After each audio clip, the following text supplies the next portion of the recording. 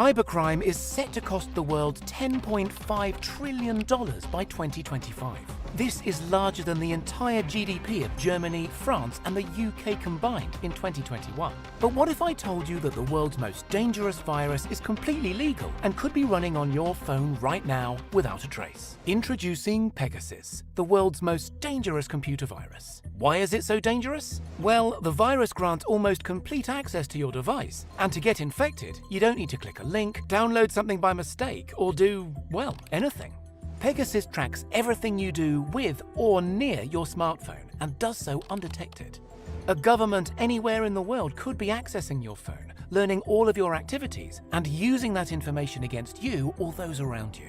Simply put, Pegasus is a malware program, which is a small viral file usually delivered online. A malware file might enable the tracking of how a computer is used and even its immediate environment, but exactly what it does depends on how it was programmed. In the case of Pegasus, the access is almost complete. It enables hackers to record phone calls, track location, use the phone camera to take photos or video, read text messages, and much more. The system then passes back this data to the person who planted the malware. The name comes from Greek mythology, a nod to the winged horse of the same name. It was first discovered in 2016, when it was found in a message to the iPhone of a human rights activist called Ahmed Mansour. Mansour forwarded the link to the Citizen Lab of the University of Toronto, who were able to work out its capabilities. At the time, the virus was programmed to exploit 3 specific unknown security vulnerabilities. These vulnerabilities were found in phone apps and allowed the Pegasus file to infiltrate a phone without the knowledge of users. The Pegasus malware has existed since at least 2013, having taken so many years to discover, and has proven to be very high profile in its use. The killing of journalist Jamal Khashoggi in the Saudi Arabian consulate in Abu Dhabi, for example,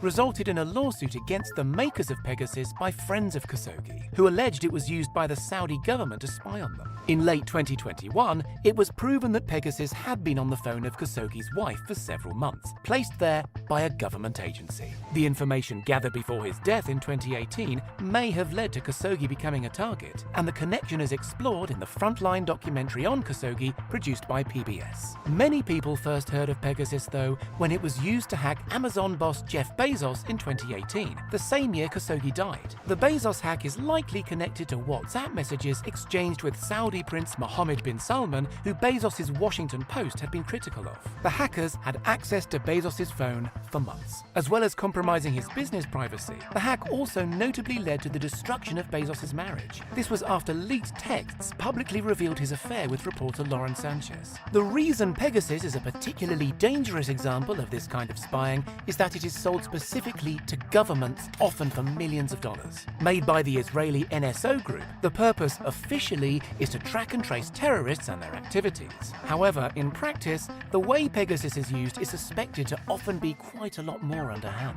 Since its introduction, Pegasus has gone through several versions, each more powerful and capable than the last. In its newest guise, if the malware is installed on your device, then nearly everything you do involving or close to your smartphone becomes available to the user. Pegasus does this by exploiting security bugs, a type of security-related programming error in things like software packages and operating platforms. Specifically, Pegasus looks for something called zero-day vulnerabilities, which are security issues that are known by some top security specialists, but not yet known by the programmers who created the software. These weaknesses, which can be found across all operating systems, allow Pegasus to exploit the system to gain admin rights to a smartphone or other device, which in turn grants extensive access. The easiest way for Pegasus malware to arrive on a device is via a disguised link, though there are far more subtle methods too. At one stage, for example, a security issue meant that simply making a call to a device via FaceTime on the iPhone allowed Pegasus to install itself. That security glitch, thankfully, has now been fixed, but new ones are always being found.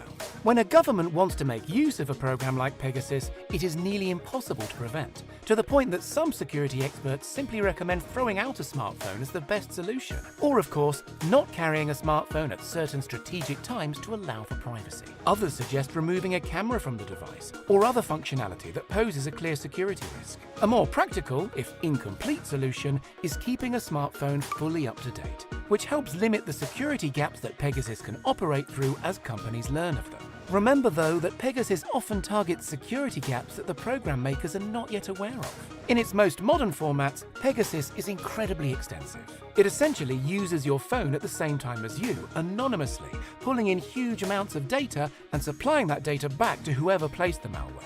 So why should this worry you? Of course, you're most likely to be at risk if you do something that your government won't like. While terrorist tracking is the official purpose of Pegasus, it's quite likely to have been used around the world for things ranging from tracking protesters to learning about the activities of political opponents. With use highly secretive and likely to be subject to protest in itself if discovered, it is hard in practice to know quite how governments are using the software. What is certain, though, is that it has been used against some journalists and activists, with the not-for-profit Forbidden Stories doing a wide-reaching expose in 2021. They even found that relatively modern states like Hungary and Poland have abused the software, while another investigation uncovered 10 other states using the malware, including India, Mexico and Morocco. In fact, research done by Amnesty International found 50,000 specific targets, including 180 journalists from 20 countries. They included journalists with CNN, Al Jazeera, the Financial Times and the Wall Street Journal. That's likely the tip of the iceberg.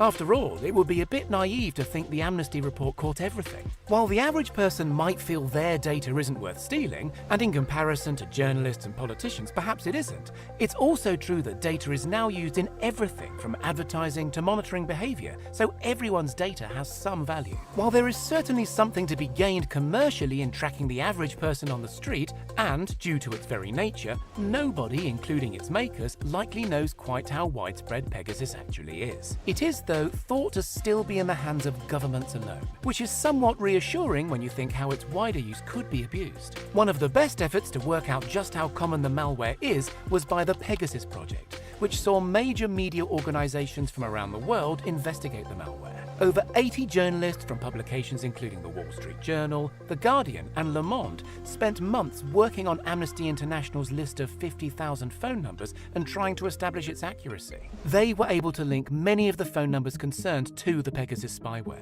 Despite this, Pegasus makers denied a connection. This is an attempt to build something on a crazy lack of information, they said. There is something fundamentally wrong with this investigation. They also claim that the list has nothing to do with us. In fact, despite Pegasus's abuse, the NSO Group consistently defend the software in the same way. They say that they provide authorized governments with technology that helps them combat terror and crime. Naturally, your feelings about Pegasus's use might depend on the extent of your trust of various national governments. But the more skeptical experts point out that as well as the NSO Group, app producers have a degree of responsibility here. They are, after all, providing the apps that have security vulnerabilities to so many mobile devices. Experts feel tech companies' rewards for finding such vulnerabilities are not enough to compete with the black market values of the same information. Apple, for example, top out their bug bounty at $200,000, while the black market value of some bugs could be in the millions. As it has developed, Pegasus has expanded. The amount of information that can be accessed has expanded too,